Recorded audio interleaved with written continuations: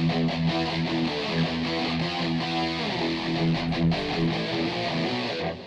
guys, Roman Reaper here. So, I just got done watching Series 1 of Peacemaker.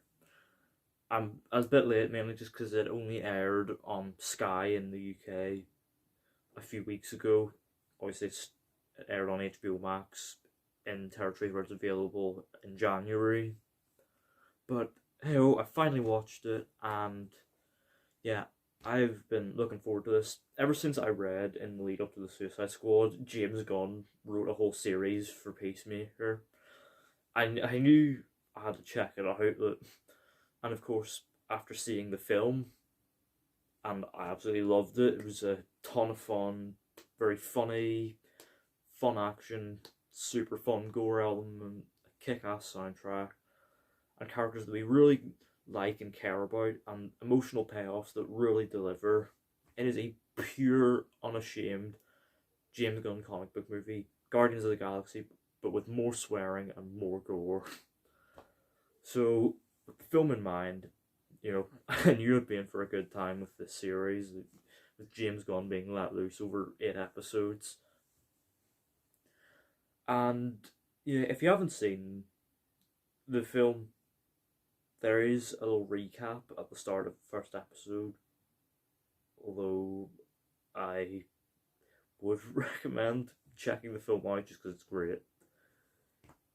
Anyways, as for Peacemaker, yeah, it was a ton of fun. I had a blast with this series. So the series follows Peacemaker a few months after the post-credit scene of the Suicide Squad were revealed. He's alive and in hospital.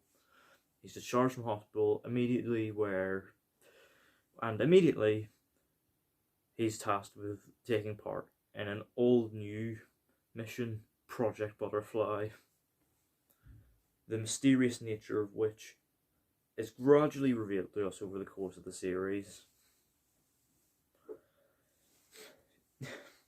Right off the bat, what I want to say about Peacemaker is this show is very, very funny.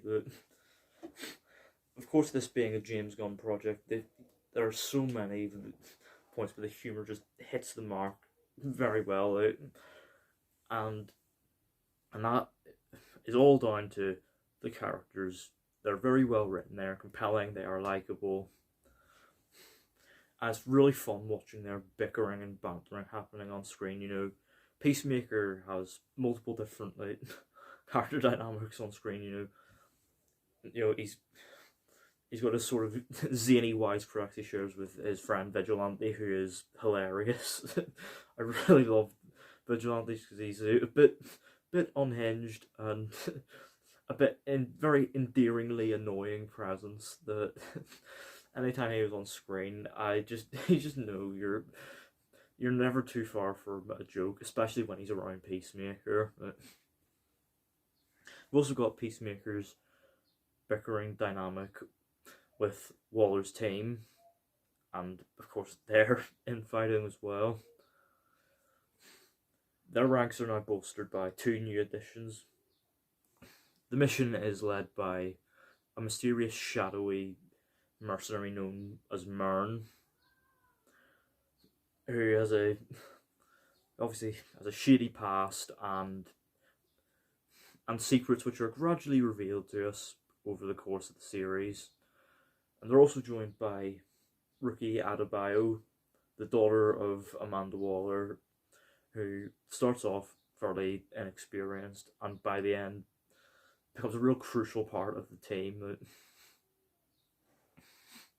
So the character dynamics and character development here is on point, and it really helps the comedy to land. But it's not just the comedy that the characters really help to sell, although the jokes here are very funny as well. So even if the characters were paper thin, the jokes would still be half decent, although it works because we care. It's not just the comedic character dynamics we really care about.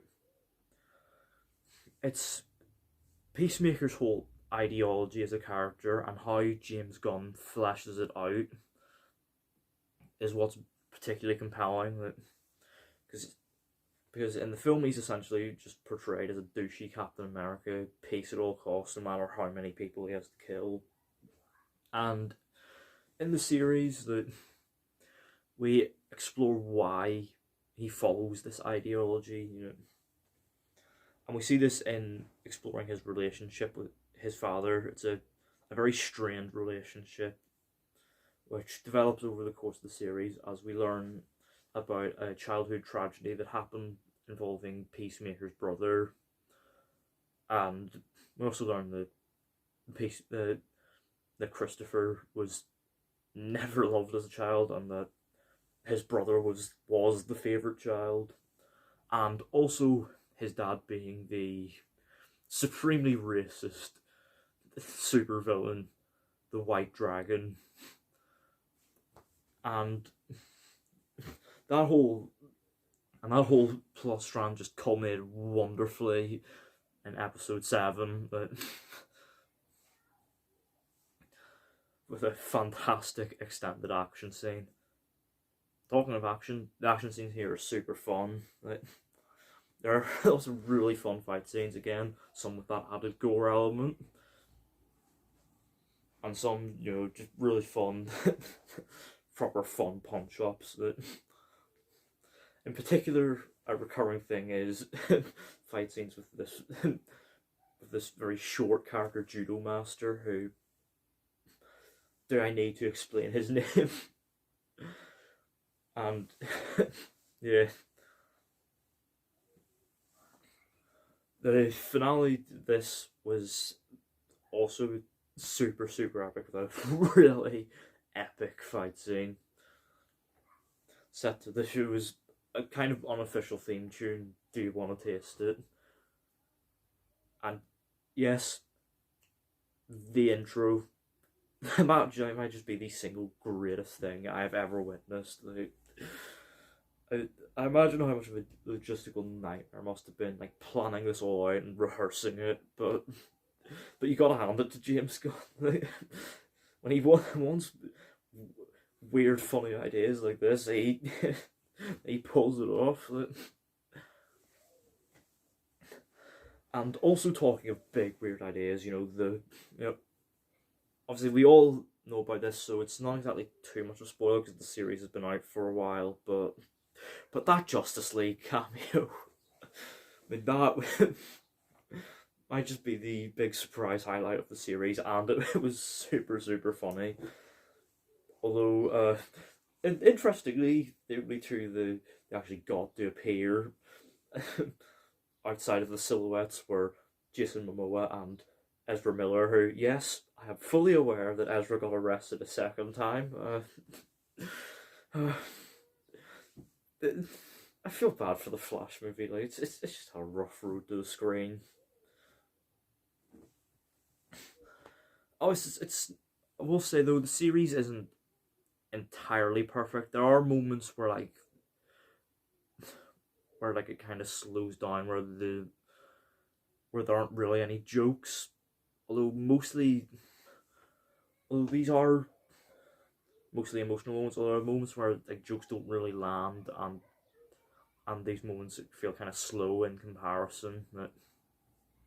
And you could argue, yeah, Out of Bio's arc is maybe kind of predictable. We've seen it all before, but again, as I said earlier, it's because we like these characters and we really care about them that it works. It's like watching Train to Busan in a way. Got all these familiar archetypes, but it's a tightly paced, focused film that really allows us to connect to the characters, and the same principle applies here to whatever predictable arcs are in the show. We care about the characters, we connect with them over the course of the series. So, we really care about these moments, no matter how familiar they are. I'm waffling here, but yeah, Peacemaker, I really enjoyed this. It was funny, emotional, action-packed, with a fun gore element and a fun out of this world plotline and mission. Oh, and a kick-ass soundtrack full of like hair metal bangers. That if you enjoyed the Suicide Squad and you like the sort of tone of films and James Gunn makes, you're gonna love this series. And yeah, I can't wait for us to get a second series of this. I'm gonna give Peacemaker Series 1 an 8.5 out of 10. Yeah, this was a blast.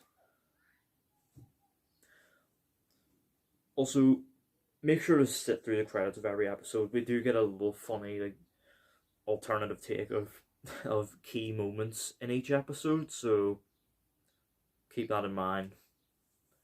So yeah, those are my thoughts on Peacemaker. Let me know down in the comments. Have you seen Peacemaker? What did you think of it? Would you like to see any of the other characters from the Suicide Squad get their own spin-offs? And are you excited for a second series? And what's your favourite project in this current DCEU? Let me know all that down in the comments. Don't forget to hit the thumbs up button if you enjoyed. Don't forget the subscribe button if you're new. And don't forget to turn on post notifications so you don't miss an upload.